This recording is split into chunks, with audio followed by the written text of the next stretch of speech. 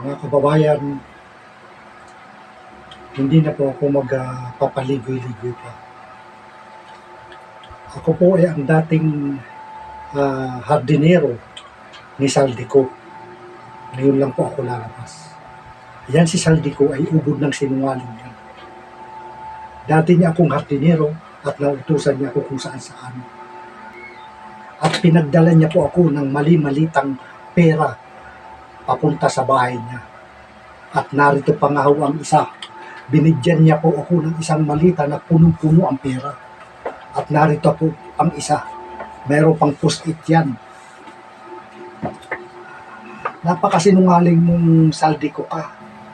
Ito ang patunay na nabigyan mo ako ng pera. Inaamag na nga ho ito dahil hindi ko ginagalaw. Dahil alam kong galing sa korupsyon. Mahiya ka naman. Mahiya naman kayo. Ano pinaggagawa ka mo? Paano na nagkaniwala sa'yo? Nagbibigyan mo na magbihira ka naman. Ito, paniniwala na sana sila eh. Ang bihira.